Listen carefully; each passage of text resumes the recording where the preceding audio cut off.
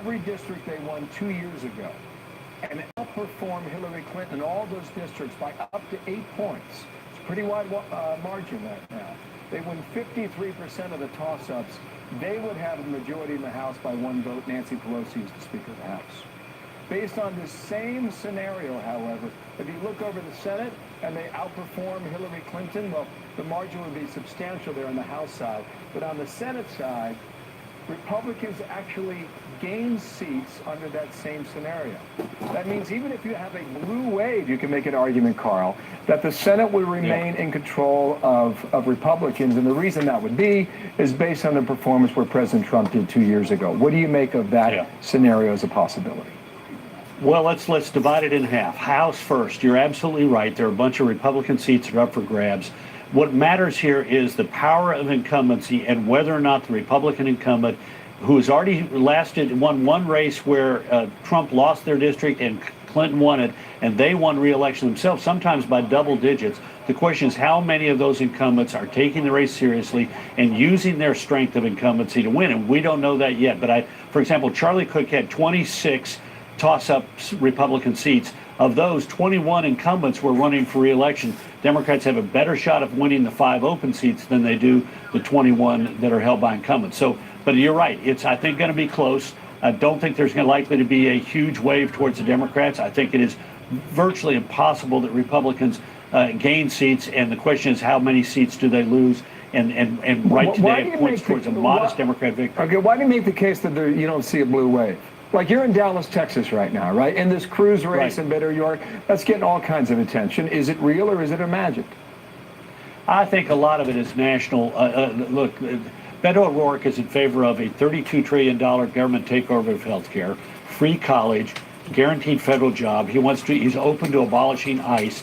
He is for impeachment of the president already, says he's open to it, and he's declared that he thinks of nothing more American than deciding to take a knee. Those are distinctly un-Texas possibilities.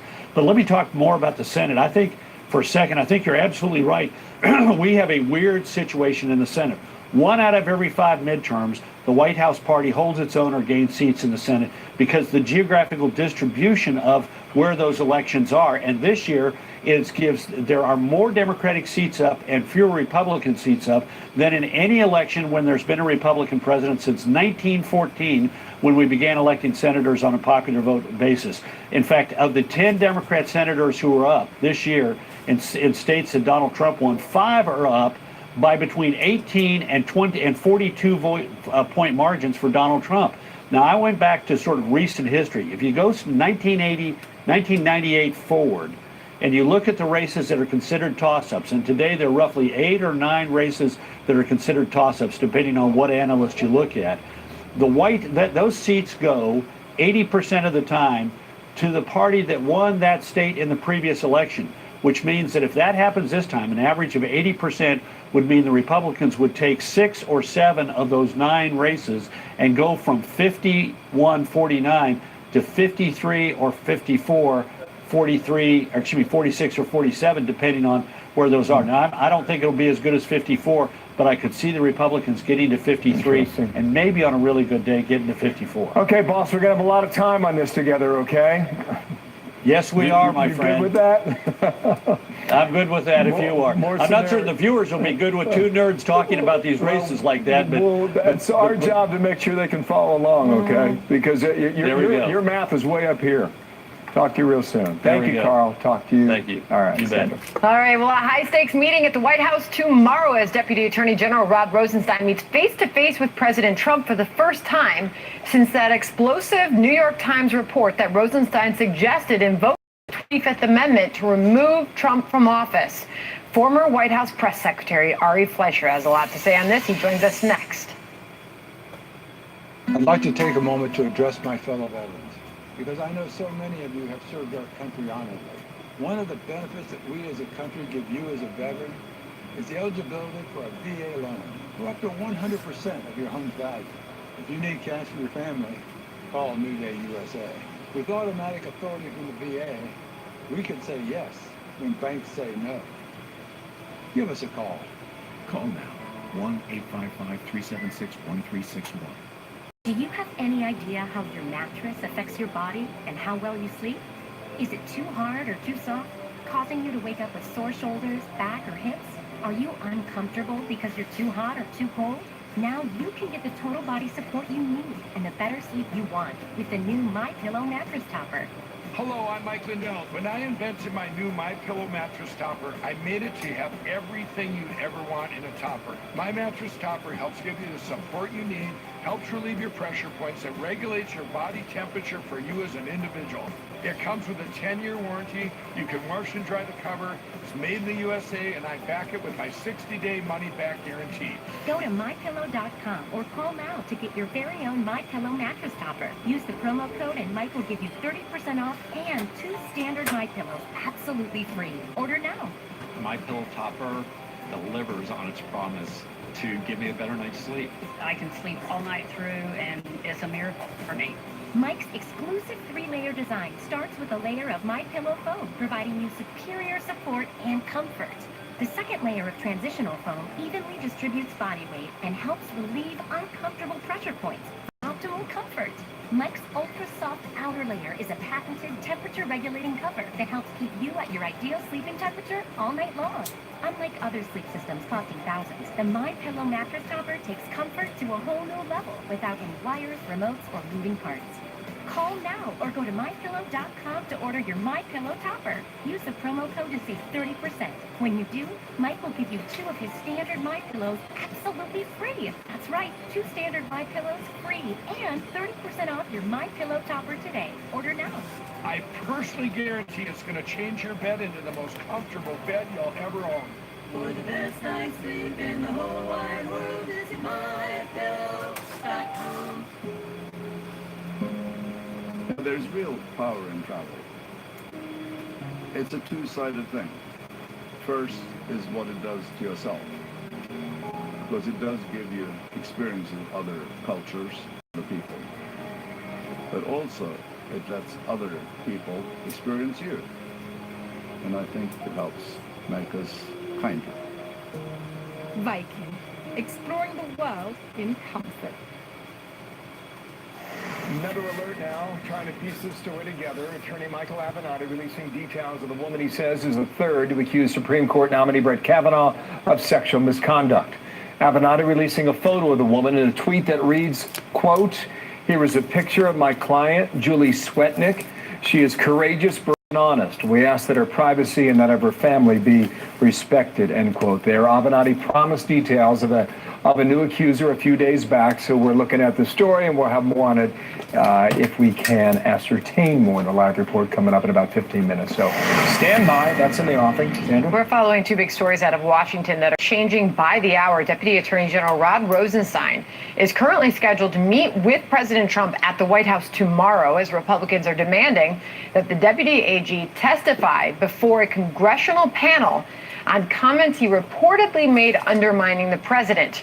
This meeting happening on the same day, of course, that the president's Supreme Court nominee Brett Kavanaugh and his accuser Christine Blasey Ford will be testifying under oath before the Senate Judiciary Committee.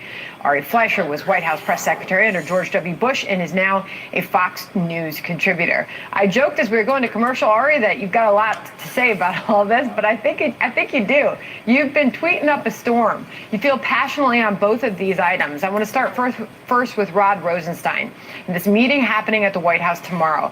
What do you expect to come out of that? What is the president heading into that with? Well, I hope nothing comes out of that meeting other than the president has a good meeting with his deputy attorney general. You know, when all those stories came out about Rosenstein is resigning, Rosenstein was asked to resign, Rosenstein was fired, I did what I always do when there's red hot breaking news like this. I just wait. Yeah. I wait to see when they're going to undo the news they just did, because that seems to be the pattern. And the public is left just saying, we don't know what the facts are, we don't know what the truth is, so whenever you're done, sort it out and tell us. Look, I think that story in the New York Times about Rosenstein and seeking to invoke the 25th Amendment read entirely like Andy McCabe's revenge. Andy McCabe being the former acting director of the FBI who was fired from the FBI because the Inspector General found that he was dishonest and that he lied in his interviews under oath. So McCabe got fired, and it really struck me as this is McCabe seeking revenge on Rosenstein and trying to burn down the house in which Andy McCabe used to live. The worst thing the president could do would be to take Andy McCabe's efforts here and fire Rosenstein as a result. But still, you're hearing Republicans like Jim Jordan are really fired up about this, and they want him to answer questions under oath. Listen. Here's what I know. You got the guy who, in effect, is running the Department of Justice, who in front of subordinates is talking about recording the commander-in-chief. That is never supposed. Do we really want that to happen in the United States of America? It's a joke. The United States. It's a joke. I don't care. Is it a reasonable request on the part of Republicans to want him to come in and answer questions? Look, I just didn't find that part of that New York Times story credible. The notion that anybody, the Department of Justice, the FBI, would say, we need to wear a wire in a meeting with the President of the United States, and particularly we're saying for people who are going to interview to be the director of the FBI, we can get them, they should wear wires. It just doesn't pass the laugh test, the smell test. I don't think anybody would suggest doing that. Not even Peter Strzok would do that inside the Oval Office of the President of the United States. So I think the context in which Rosenstein said it is totally misplayed, and Republicans should respect that and not go after Rosenstein on this matter. Yeah. Let me also say one other thing, Senator, because I was watching CNN yesterday morning, and I saw Carl Bernstein of Woodward and Bernstein fame say we're in a constitutional crisis because of this. What nonsense. This is all the made-up stuff the left has to do to keep stirring the pot to make everything look as if we're on the brink of falling apart. And it's just not the case at all. And so, you know, these things, the notion that because Donald Trump is the president, everything has to be a constitutional crisis, and it just is what the left is driving toward, and the right should not play along with it. Well, his Supreme Court pick, President Trump's pick for the Supreme Court, Judge Kavanaugh, will answer questions under oath tomorrow, as well as his accuser, Christine Blasey Ford. Your thoughts there? I know you feel very passionately about this moment that we are in as a country and what you have seen lead up to this point, Ari. Look, I think I try to step back from the raw politics of this, and there's plenty of raw politics. I think tomorrow's an important day to hear from both of them. Let Professor Ford say what she wants to say. She should be listened to and heard with respect. She should be asked important questions to try to validate whether this happened or didn't happen, whether the holes in her memory are sufficient enough to cast doubt. And Brett Kavanaugh needs to speak, and people need to see if he is credible. And I think at the end of that process, that perhaps 5 to 10 senators left who haven't made up their mind, it will help them to make up their mind. And then we need to move to a vote. Because at the end of the day, this is a question of, do you have enough faith to put somebody on the Supreme Court that they'll do a good job? And I think the standard should be, if you don't believe the charges, if there's not sufficient evidence to believe the charges against him, it should not derail somebody who I've come to know and believe is a very good man. All right, we will continue to watch that. That's happening a short time from now. Tomorrow morning, that will all begin. Ari Fleischer, thank you for your perspective this morning. Great to see you. Quick check with Hannity and Harris right now, and Outnumber coming up in a few moments. Hey, ladies. Good to see you, Bill. A hump day sizzle to you. A flood of new information now on tomorrow's hearing with Judge Kavanaugh and his first accuser, Christine Ford. We are learning more about the sex crimes prosecutor who will question Dr. Ford for the GOP side. And now a third accuser coming forward with new allegations. Explosive indeed. And we could learn the fate of Deputy Attorney General Rod Rosenstein tomorrow when he meets with President Trump. This amid a new report that says the president is keeping an open mind as to whether or not he will reportedly keep Rod Rosenstein, who talked about removing him from office. All that, plus our hashtag guest in the middle, Outnumbered, top of the hour. Bill? See you guys then. Thanks. Come on back right after this. This program is brought to you by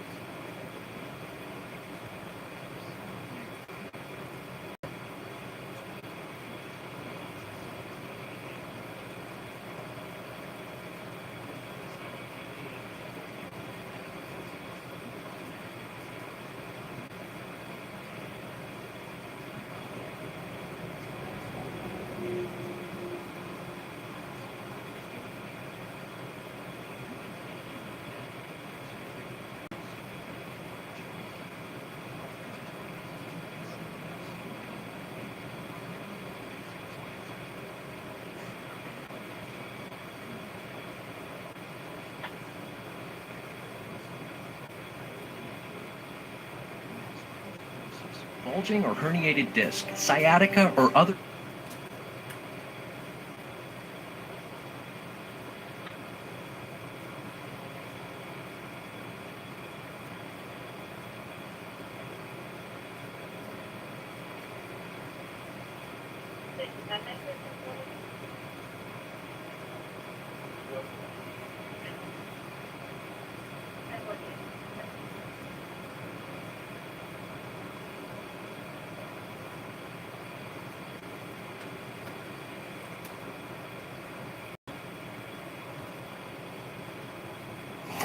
To bring you up to speed right now on what we're learning, Fox News Alert now, Michael Avenatti releasing details. The woman that he says is the third to accuse the Supreme Court nominee Brett Kavanaugh of sexual misconduct. Here is the tweet that came out in the past hour, releasing this photo of a woman by the name of Julie Swetnick. Here it reads, here is a picture of my client, Julie Swetnick. She is courageous, brave, and honest. We ask that her privacy and that of her family be respected, end quote. Avenatti promised details of a new accuser a few days ago, and this apparently is the one to which he was referring a day before the hearing, Sam. That's right. And the latest that we heard from Chuck Grassley heading into all of this, he did speak a short time ago about tomorrow's hearing. Sort of we continue to learn details about what we'll see a short time from now, considering this is early tomorrow morning that this begins. There's a history of arrangements like we have, bringing in the female lawyer as they have to question both sides. The committee vote, of course, is scheduled for 9:30 Friday morning. He was asked, are you confident Ford will appear at this hearing tomorrow morning? As of right now, he says yes. And in the process of doing that, most of the details are worked out. John Roberts has given us this note. Expect a forceful response, in quotes, to Swetnick's allegations coming from Kavanaugh coming very soon. This time tomorrow, Sandra, millions of Americans will be watching their television monitor at home, at work, their mobile device, and they'll be watching this hearing. And this is how it will run. Opening statements from Chuck Grassley and Dianne Feinstein will lead. And then Christine Blasey Ford, as expected now, will give an opening statement with no time limit. Then you get a 5-minute round of questions from each senator, and they have the option of taking their time and giving it to counsel for each side. And then the same routine will follow for Brett Kavanaugh with no time limits for him, and you'll get the same 5-minute window for each senator. So that's how it is structured anyway, starting tomorrow at 10 a.m. The president's really gone on the attack on Democrats here, saying this is a con game, and he's applauding the efforts of Republicans to meet the requests of Dr. Ford. Chuck Grassley saying earlier she wanted a public meeting. She didn't want it to be a media circus. She wants to feel comfortable, so we're doing everything we can to make her feel comfortable. So Live report. That's the current situation. Mike Emanuel's coming up in a few moments. Quick break here. Back in a moment after this.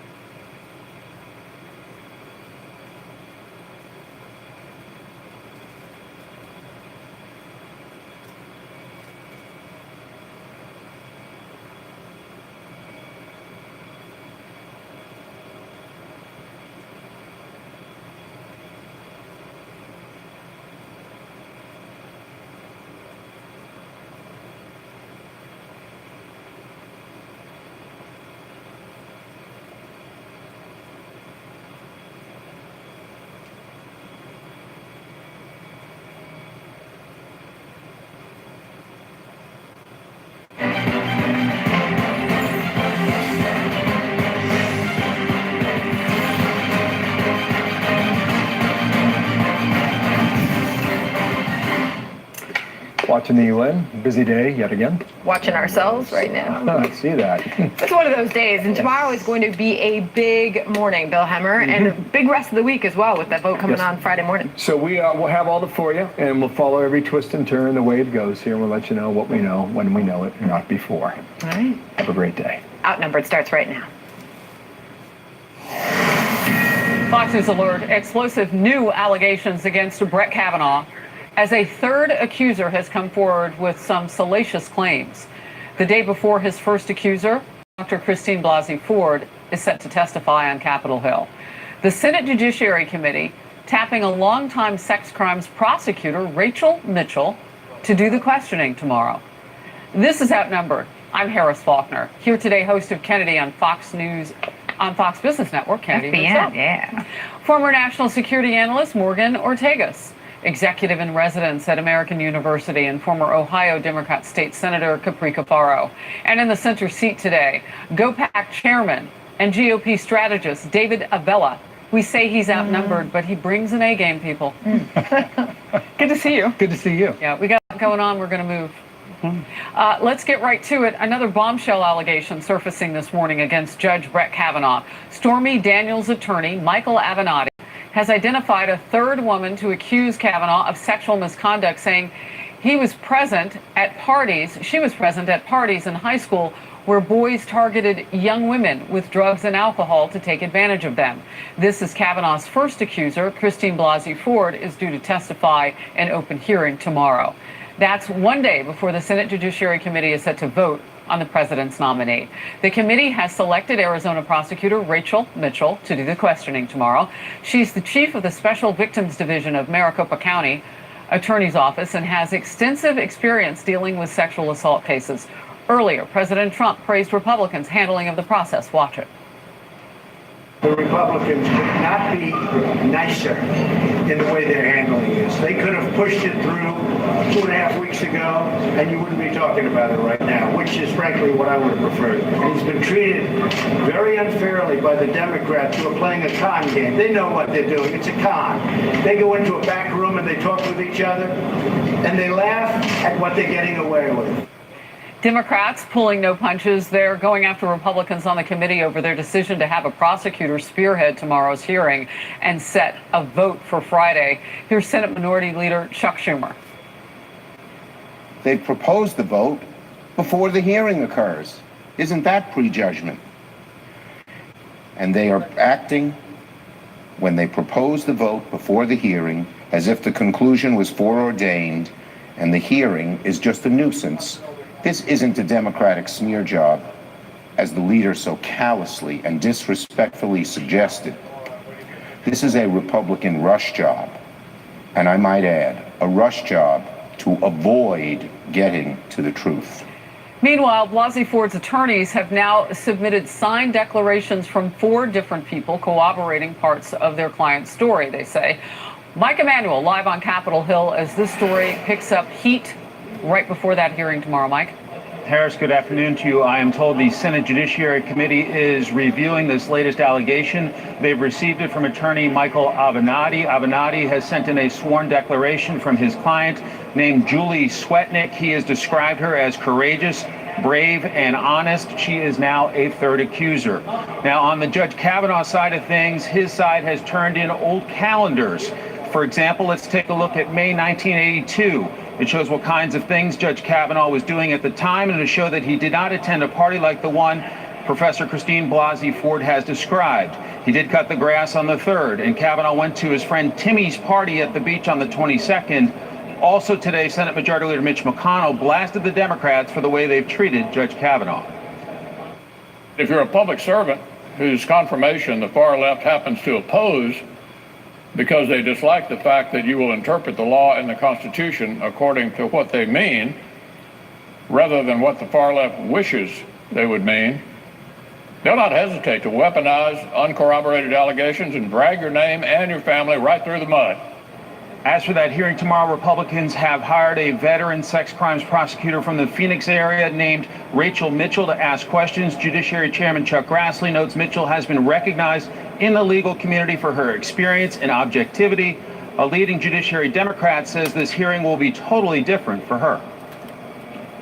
I'll tell you one thing for sure. This prosecutor has never walked into a courtroom without an investigative file, has never had a case before her where she didn't take the time to evaluate the witnesses and evidence before any trial. She's going to walk into this committee room tomorrow without that benefit because the White House and the Senate Republicans have refused an investigation. Adding to the emotion, Democrats are clearly irritated that Chairman Grassley has scheduled a 9:30 a.m. Friday vote on the Kavanaugh nomination. Harris? Mike Emanuel, thank you very much. Let's bring it out to the couch. So, David Avella, as this information is coming together with the 4 people who purport to be able to corroborate Dr. Ford's story and now this witness, according to Michael Avenatti, what are your thoughts? It speaks to what we don't know and what we do know.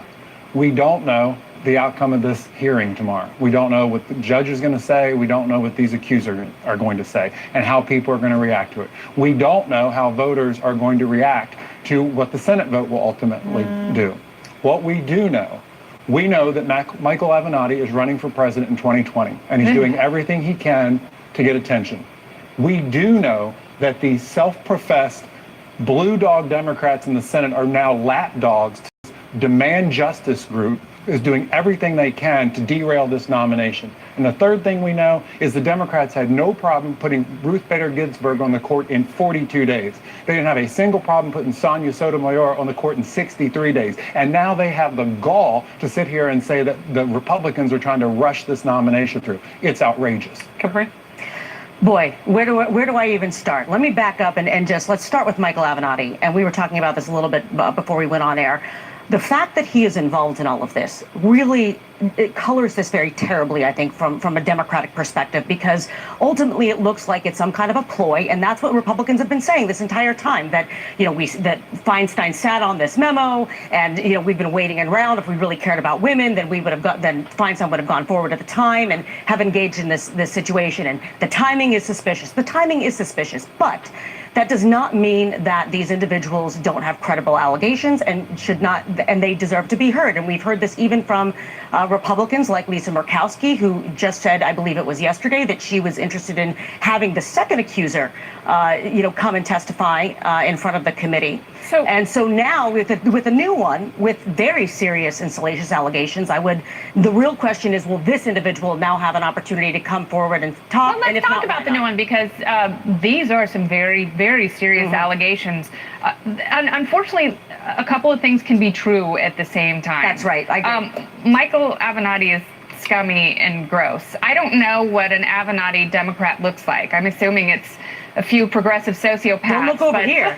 Don't look over here. I don't think he generates too much excitement for 2020, because if this is what's going to happen every time a president nominates someone for the Supreme Court, and this is the disgusting process that we go through, people aren't going to want more of that. They're not going to want more demagoguery and bombast.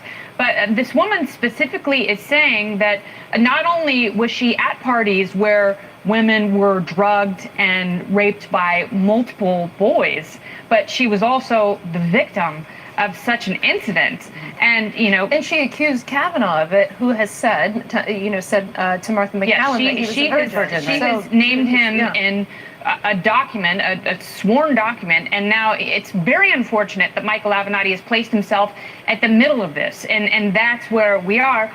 But this really changes the tenor of the conversation we're having about the two other accusers, Deborah Ramirez and Dr. Ford. She's going to testify tomorrow, and what I'm curious about is whether or not this Arizona sex crimes prosecutor is going to be able to talk to her about some of these rumors, whether she knows this third accuser, and if she had heard the same thing about these parties that were happening concurrently while she was in high school. So why would that be important for Christine Ford to know? Because she's the only person who's testifying before the Senate Judiciary Committee. She's the only person who is, So you think maybe today her attorneys would have her come up to speed on this? I guess the point that I'm trying to make is that this would be two different sets of circumstances. Then what do you do? Do you have another witness come forward that is This is a delay. questioning? It's back to the delay issue. Do you have a separate hearing? Do somehow you throw this woman into the mix tomorrow at 9:30 a.m.? Is that even fair? Yeah, every week and a half you have another person come forward who's made some sort of a sworn statement corroborating a story, and if so, is... All right, I want to get Morgan in here. So we have a vote. It's a committee vote that's Right. set on Friday. This is not a full Senate vote. That doesn't happen until early next week. Does this open the door then for a listen to or a look at some of these other people coming forward? And by the way, they're not all women. At least one of them is a man who has purportedly, or reportedly, I should say, not purportedly, signed an affidavit in corroboration of Dr. Ford. Yeah, so I think that we're having two conversations simultaneously. Right. One is the tactical, and one is like the overall strategic. So from a much bigger perspective, I think that as a society, we haven't quite figured out how to deal with the Me Too movement, in the sense that the pendulum was over here, right, where women were not believed, right, where women felt like that powerful men could do whatever they wanted. Now the pendulum is all the way over here, in which the progressive stance is that all women must be believed, and de facto that means that all men must not be believed. I happen to think that as a society, there's got to be somewhere in the middle where we can give people a fair shake, right? And that's what fundamentally what our justice system is founded upon. And I think we're all struggling because we do now want to believe women, but we don't want, I think any of us who have husbands or sons or any male relatives that we love, we don't want to think that they also have to go through life without the benefit of the doubt either. Because if you don't have that, then you don't have the foundations of American justice. So I think that that's the bigger thing that we're all struggling with as a society, which we will solve by the end of outnumbered. No, right. So, David, I want to talk just about the timing of this, because we saw our own Martha McCallum sit down with Judge Kavanaugh and his wife just a couple of nights ago. How does that then play into the sort of 11th, 12th hour outpouring of people who saw, heard? Well, we're also there are a number of women who've come out in support of the judge and have talked last week about their working relationship with him. And tomorrow's hearing is going to be critical. Both sides Should we hear from those women too? I mean, should the Senate Judiciary Committee consider, David, broadening this out so that we hear from people for both Senator Murkowski Kavanaugh and Ford? Senator Murkowski has already called for Ms. Ramirez to come and speak, and we're going to find out here in the next couple hours about that. But it is also important, and Morgan talked about there's two different dynamics going on here. Here's an extremely important difference. This is not a court of law tomorrow. Right. This is a court of public opinion.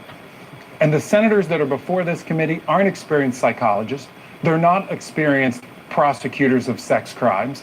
And if we're trying to get to the bottom of did he do it or didn't he do it, we're going to be woefully short on this tomorrow coming out of this hearing. Senators aren't qualified to make that determination. So can I just ask this question too, given what we know from the past, and some of the same senators were there for Anita Hill, isn't there also a second question, I don't know if it's equal or two-tier, about, okay, did he, didn't he, does it matter? Because this is, if you look at the polling, this is so broken down along party lines that when these senators go home to their constituents, what they're hearing is, we want it our way, whichever way that is, and sometimes irrespective of what is going on. There are no objective standards, and I think that's what Morgan was speaking about. But, you know, I have to be honest with you, when I read this woman's sworn statement, Julie Swetnick, who came out today, it's detailed. It's really, really disturbing, and there's a big difference between, idiotic adolescent acts that can be perceived in a number of ways, and someone who claims to be the victim of sexual assault by multiple perpetrators. So what it looks like the people that have come forward about Kavanaugh all allege that it happened during high school, and then the juxtaposition. And college. Deborah Ramirez in college. Yeah. The juxtaposition is everyone who's worked with him in his personal life. I don't think there's been any allegations. So, in his professional life. So post college, he has glowing reviews from women. So we'd have to talk to a psychologist about this. But it seems bizarre a little, and I'm not saying that I don't believe or disbelieve anyone, but that you had someone who was committing rape acts in high school and college and then went on to be a glowing exemplary citizen for the rest of his life. That is, you'd have to ask a psychologist. And I think that's why having the Special Victims Unit, the sex crimes woman from Maricopa County, come in and actually be this arbiter. Do you think because she should talk to them before the hearing tomorrow? I would think so, because she needs to quote unquote collect evidence, as I think Dick Durbin was saying, that who goes into a court of law, so to speak, without having some kind of a background file. You know, having the opportunity to build that kind of knowledge, I think, is important for her to inform her line of questioning tomorrow as well. I'm going to step in. Senator Blumenthal is talking. You know him as a Democrat, and he's speaking apparently on this issue. Let's watch. This affidavit sworn under oath with immense detail and corroborating witnesses who will come forward. This woman, a survivor of vicious sexual attack, has everything to lose. Her livelihood depends on her security clearance. If she is found by the FBI to be lying, she loses her livelihood. The chairman has said, though, that if there's a majority of members of the Judiciary Committee that are willing to vote as soon as Friday, that they're going to go ahead and go forward with the vote. Is there anything that Democrats can do to stop that vote from happening? If my Republican colleagues have any sense of morality, they will refuse to go forward on Friday. They will demand an FBI investigation, and in fact, the White House should do so.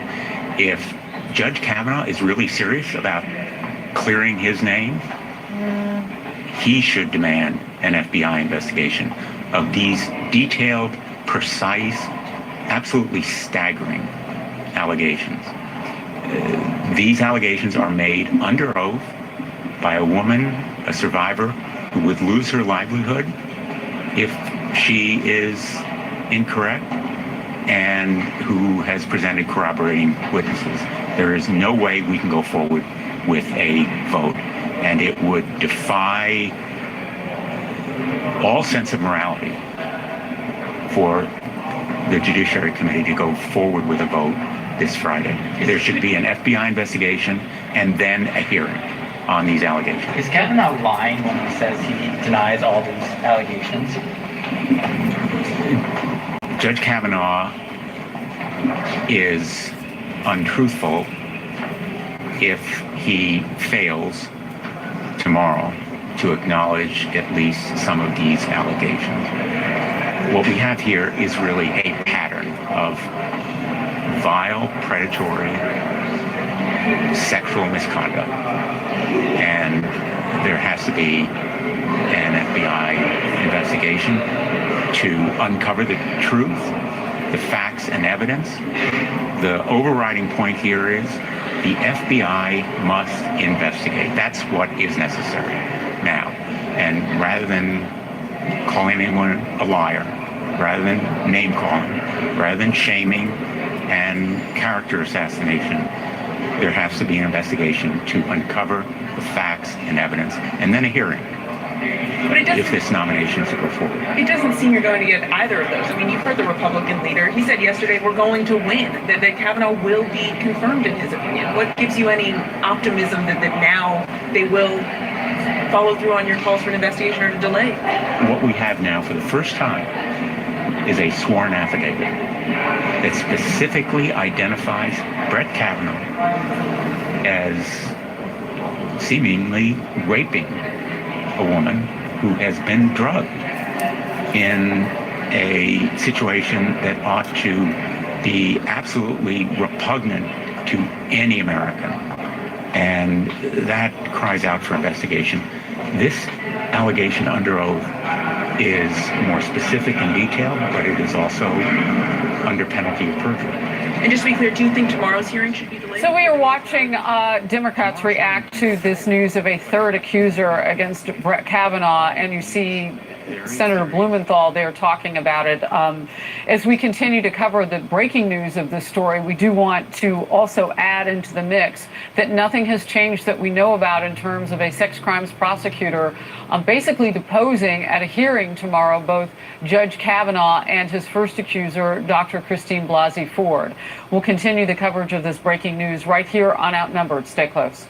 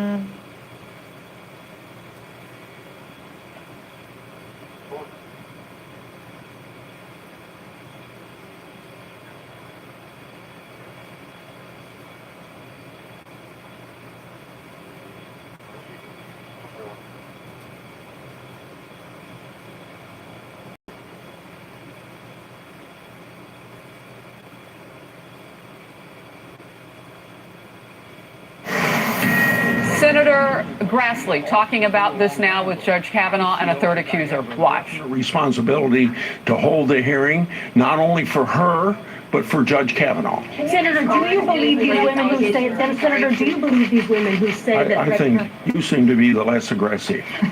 Go ahead. Thank you. Then this will be the last question. Can you respond to these latest allegations that are popping up? We know that your committee has been contacted by Julie Swift. Well, didn't you get what I told these? Okay, then I'll give it to you, and then I'm going to go.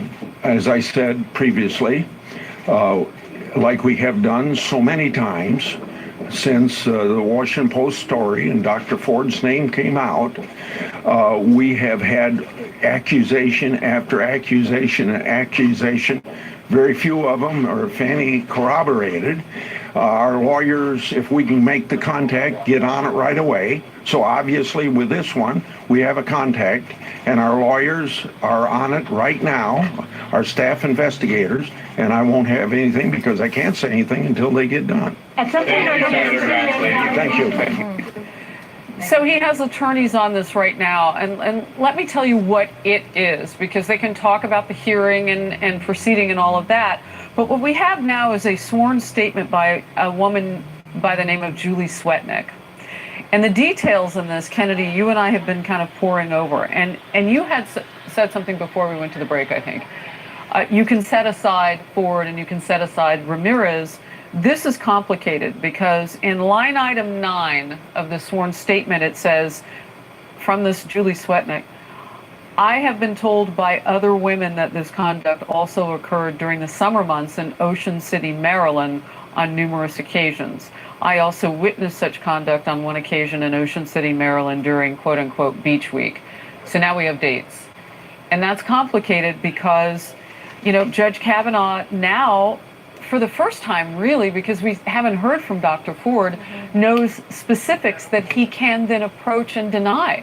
I mean, this gives him an opportunity, David, to come out and say, this didn't happen on this date, to maybe coordinate that with the calendar that he and his attorneys have already offered up. I mean, this has the kind of specificity that he could scream about from the hills and clear his name. The complicating factor is we don't know if we'll hear from this woman. We don't, but you said probably the most important thing.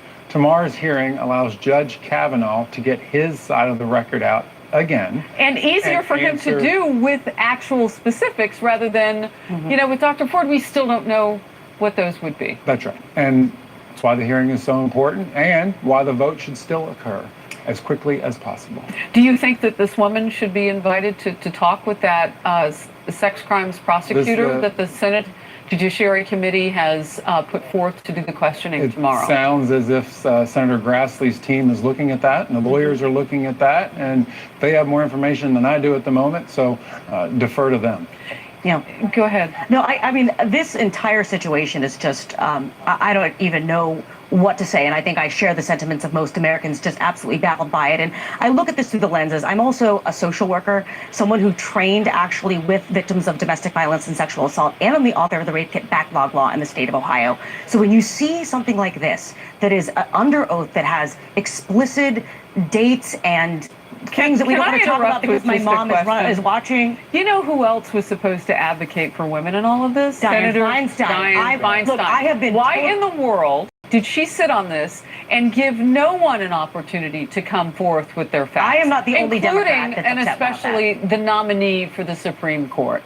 She was allowed to meet with him, right? There were several lawmakers who met with him on Capitol Hill. She did meet with him. She met with him in private. She didn't even have to mention a name if she wanted to protect that. But why in the world would anybody who is advocating for justice for men and women, because that's right, the position that she's in. She's on the Judiciary Committee. I couldn't agree and more. It's supposed to be for everybody, all the constituents, not just the one you share a gender with. And I think the sad thing in all of this is Dr. Ford has been used as a political football. I mean, if you really care, and if you really care about her, as I think many of us would like to hear her story, I totally give her the benefit of the doubt. And I think that what you just said by Feinstein, she could have kept her anonymity. She sat with him privately. I'm saying she could have brought up the accusation and said, I have someone, don't have to have the name. And so my heart goes out to Dr. Ford tomorrow. I think she should be given the benefit of the doubt. I think it's going to be incredibly hard, and I think it's kind of gross what they've done to her. And I think the real question now is, now what?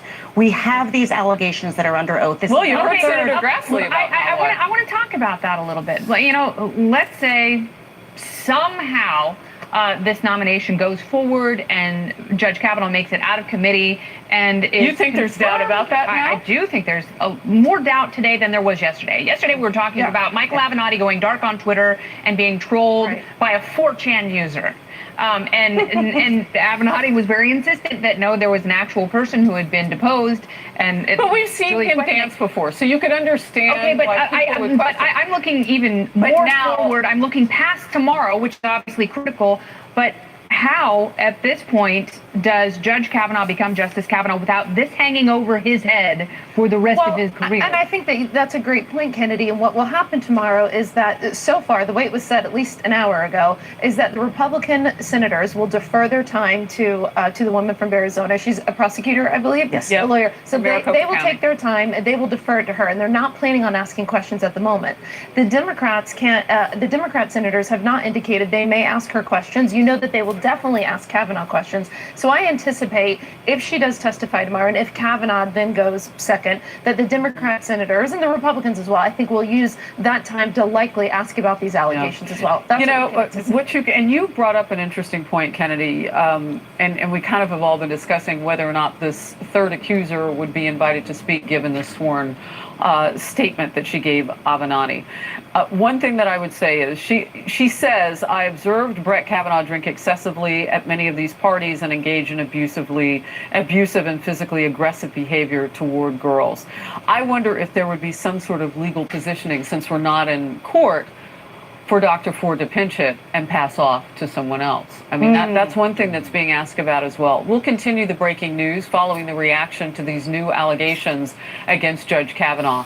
Additionally, a lot of other news making headlines this hour. House lawmakers are Demanding Rod Rosenstein's testimony ahead of his high-stakes meeting with President Trump tomorrow.